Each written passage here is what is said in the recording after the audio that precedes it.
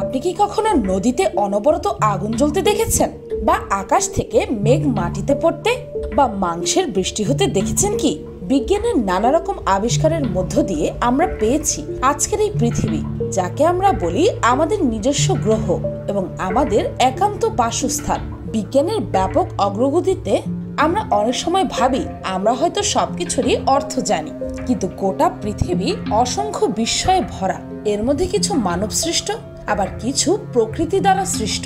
যেহেতু আমরা এখন প্রযুক্তিগত যুগে বসবাস করছি, পৃথিবীর বেশিরভাগ অদ্ভুত ঘটনাগুলোই বিজ্ঞানের দ্বারা ব্যাখ্যা করা যেতে পারে। তবে এই পৃথিবীর বুকে এখনো কিছু ঘটনা, কিছু জায়গা আছে যা আজও বিজ্ঞানীদের ভাবিয়ে তোলে।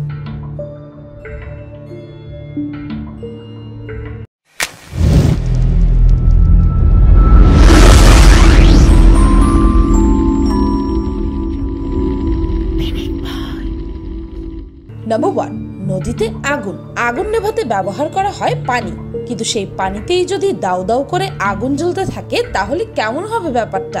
2016 সালে এমনই এক ঘটনা ঘটেছিল কুইন্সল্যান্ড নদীর ওপরে। নদীতে অনবরত আগুন জ্বলার ভিডিও ভাইরাল হয়ে যায় মুহূর্তের মধ্যেই। শুধু যে আগুন জ্বলছিল তা কিন্তু নয়, সাথে সাথে পানির মধ্যে থেকে বুদবুদ করে বাবলও ফুটছিল। এমনকি ওই নদীর কাছে লাইটার জ্বালালেও সেখানেও আগুন ধরে যাচ্ছিল। কিন্তু এটি কি করে সম্ভব? অনেক খোঁজাখুঁজির পর পাওয়া গেল পাশেই এক ফ্যাক্টরি থেকে মিথেন গ্যাস মাটির নিচ দিয়ে পাইপের সাহায্যে সেই নদীতে যেয়ে পৌঁছচ্ছিল, যার কারণে এভাবে আগুন ধরছিল নদীতে।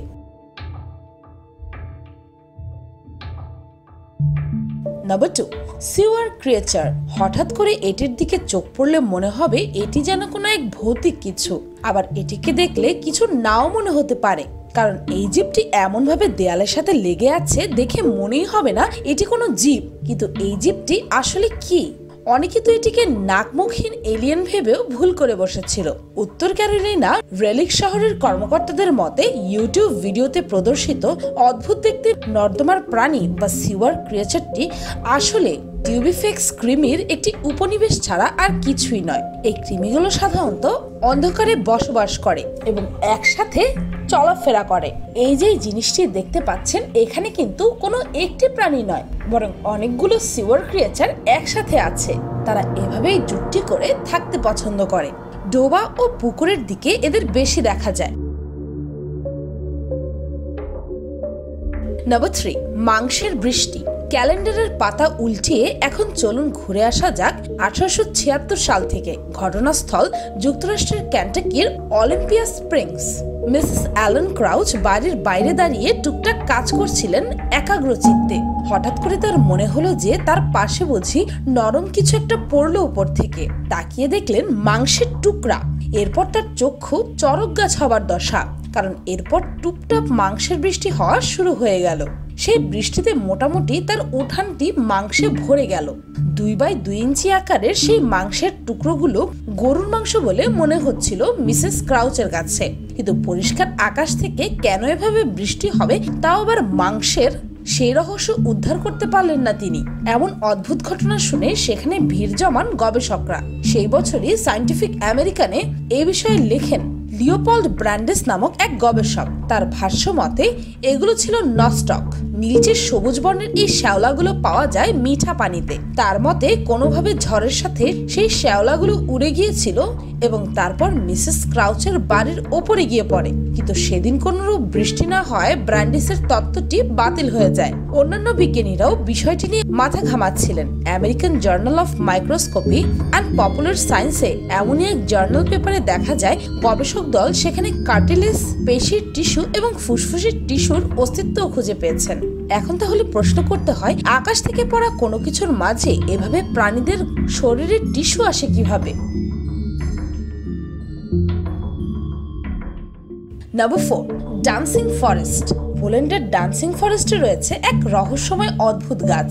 জঙ্গলের সব গাছই এমন অদ্ভুতভাবে বাঁকিয়ে অবস্থান করছে, যা দেখলে মনে হবে কেউ যেন নিজ হাতে গাছগুলো বাঁকিয়ে রেখেছে।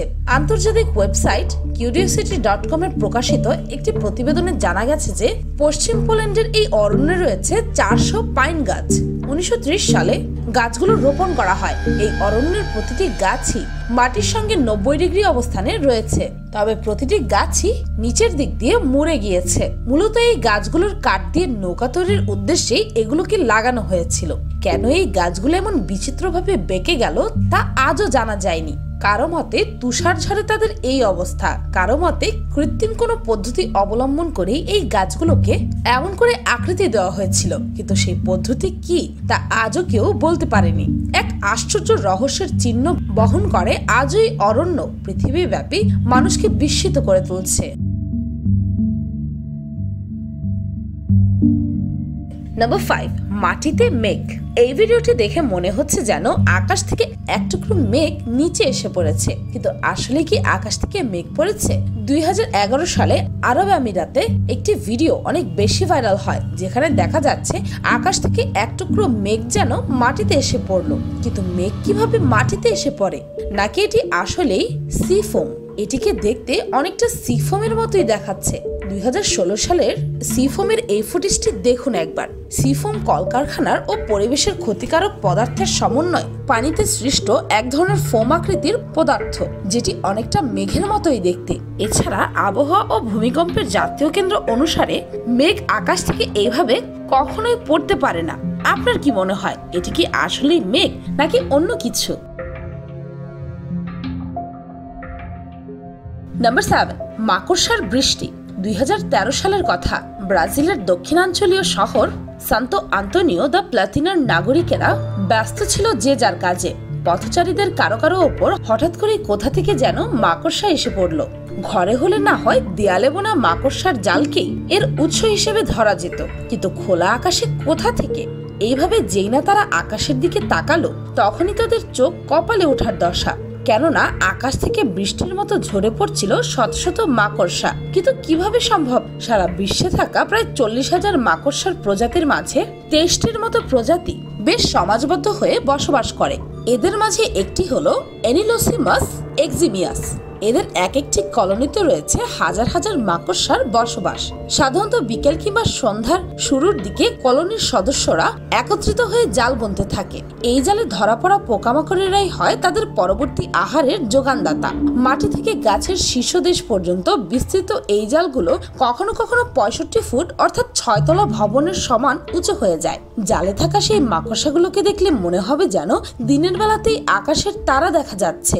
খুব শক্তিশালী বাতাসের আঘাত সহ্য করার ক্ষমতা থাকে না সেই জালগুলোর। তখন জালের সাথে সাথে সেখানে বসবাসকারী মাকড়সাগুলোকেও উড়িয়ে নিয়ে যেতে পারে দমকা হাওয়া, এমনটা সন্দেহ করা হচ্ছে, কিন্তু সঠিক প্রমাণ আজও মেলেনি। নাম্বার 7, হলুদ রঙা বৃষ্টি। চীন, ভিয়েতনাম, লাওস, মায়ানমার ও থাইল্যান্ডের পার্বত্য অঞ্চলে বসবাসকারী এক নৃতাত্ত্বিক গোষ্ঠী হলো মং। হলুদ রঙা বৃষ্টি নামক এই শব্দগুচ্ছের উদ্ভাবক আসলে তারাই। 1975 সালের কথা।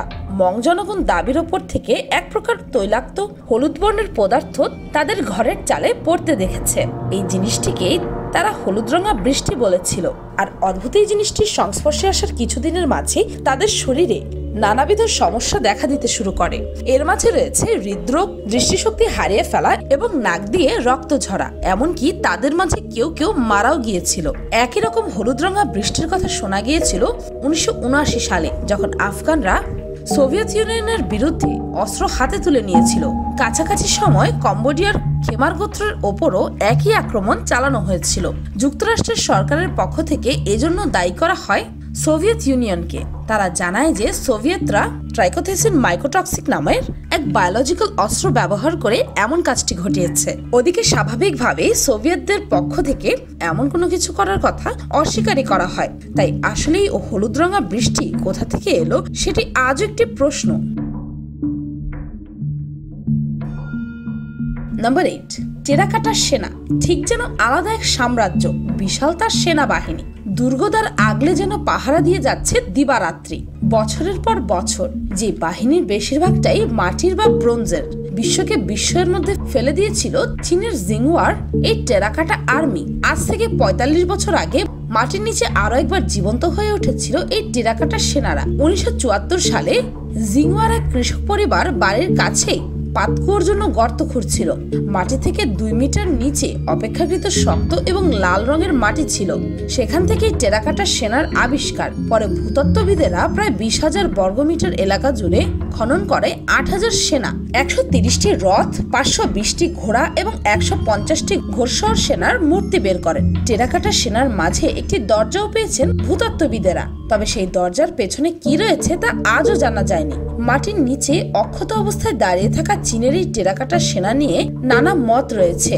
যে কৃষক পরিবার এগুলোর খোঁজ পেয়েছিল তাদের নাকি তারপরেই অর্থকষ্ট দেখা দেয়। কঠিন অসুখ হয় পরিবারের 5 ভাইয়ের। যন্ত্রণা সহ্য করতে না পেরে এক ভাই আত্মহত্যা করেন, বাকিরা অসুখে মারা যান।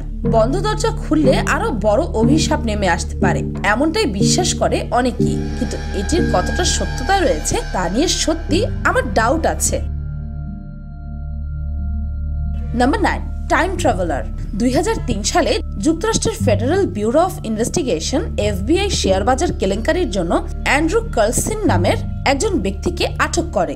শেয়ার বাজারে 126টি ঝুঁকিপূর্ণ লেনদেন করে, যার আয় মাত্র $800 থেকে $350 মিলিয়ন পৌঁছায়।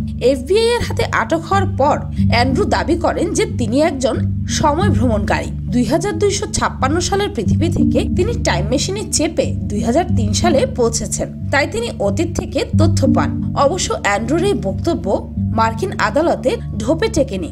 আদালতের রায়ে জেল হয়ে যায় তার। কিছুদিন পর নিজের কথার সত্যতা প্রমাণ দিয়ে কঠোর নজরদারির জেল থেকে বেমালুম হাওয়া হয়ে যায় এই সময় ভ্রমণকারী। তিনি কোথা থেকে ও কিভাবে পালিয়ে গেলেন এখনো সেটি পুলিশ খুঁজেই চলেছে। আপনার কি মনে হয়, সত্যি কি তাহলে টাইম মেশিন আছে? নাম্বার 10, মৃত পাহাড়।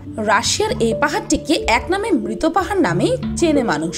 এক বাড়িতে 10 জন মানুষ নতুন পথ দিয়ে যাওয়ার চেষ্টা করেছিল, কিন্তু পরে তারা আর ফিরে না আসায় পাঠানো হয় অনুসন্ধানী দল।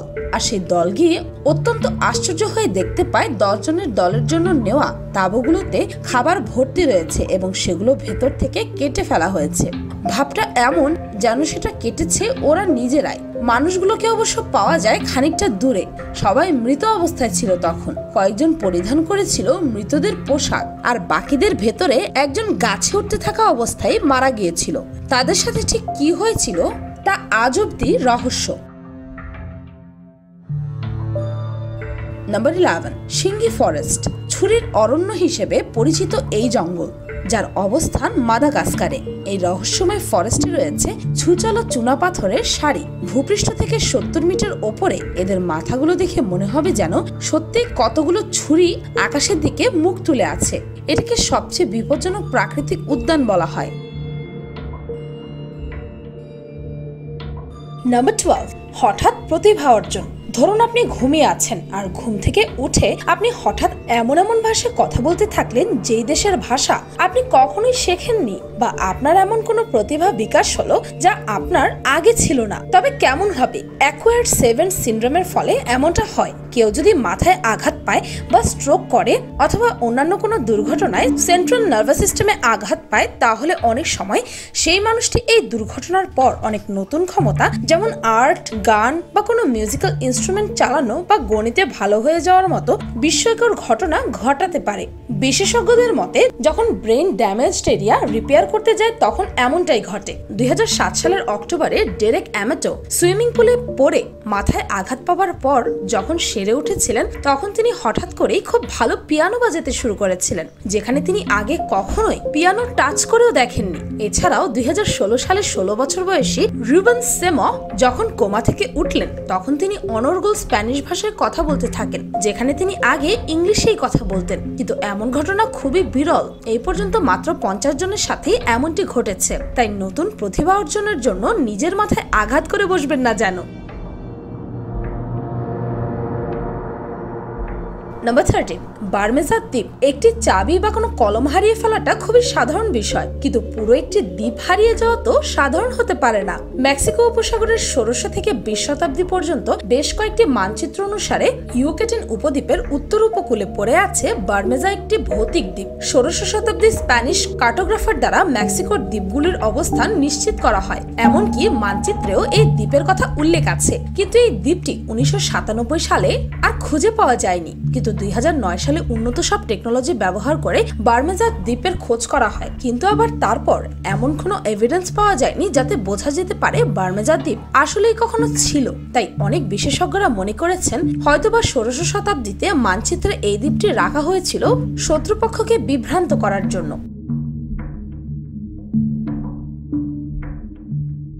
Number 14. The Sickness from Space.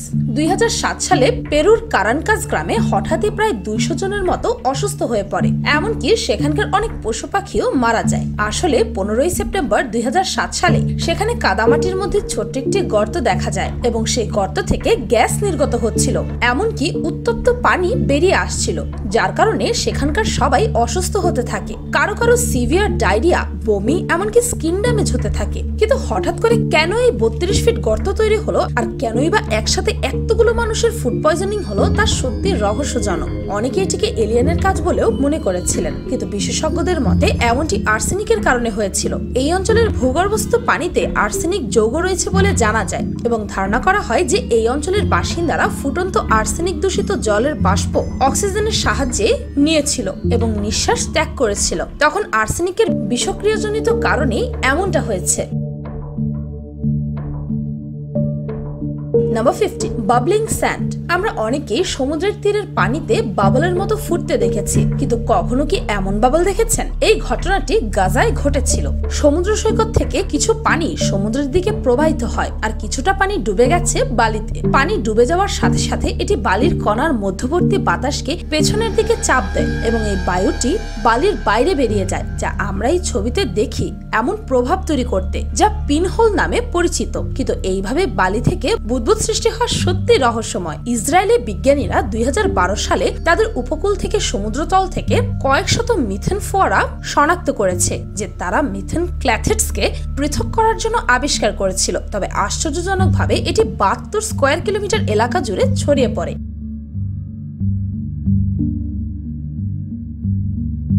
Hello everyone, welcome to SSC. আজকে আমি দুটি ফেস প্যাক রেমেডি দেখাবো যা সম্পূর্ণ ঘরোয়া উপকরণ দিয়ে তৈরি করতে পারবেন, একটি ড্রাই স্কিনের জন্য আরেকটি অয়েলি স্কিনদের জন্য। এই ফেস প্যাকটি ব্যবহার করলে আপনারা অবাক হয়ে যাবেন এর রেজাল্ট দেখে। সবগুলো ইনগ্রেডিয়েন্টের উপকারিতা সম্পর্কে জানতে ভিডিওটি অবশ্যই শেষ পর্যন্ত দেখবেন। আধুনিক যুগে বাস আমাদের, যে কোনো ঘটনাকে বিশ্বাস করতে আমাদের প্রয়োজন হয় প্রমাণের। শুধু তাই নয়, পার্থিব সবকিছুরই বৈজ্ঞানিক ব্যাখ্যা দাঁড় করানোর চেষ্টা করা হয়। তা অবশ্য ভুল নয়, এমনকি বিশ্বাস আর বিজ্ঞানে কোনো সংঘাত নেই সবসময়। তবে এমন অনেক ঘটনা ঘটে বা ঘটে গিয়েছে এই পৃথিবীতেই, যার পূর্ণ বা কিছুটা ব্যাখ্যা দিতেও অপারগ রয়েছে বিজ্ঞান। পরীক্ষা নিরীক্ষা, বিশেষজ্ঞদের মতামত পেরিয়ে সেই সব ঘটনা শুধু জন্ম দিয়ে গেছে রহস্যের। বহু চেষ্টা করেও যে রহস্যগুলোর কোনো কুলকিনারা খুঁজে পাওয়া যায়নি।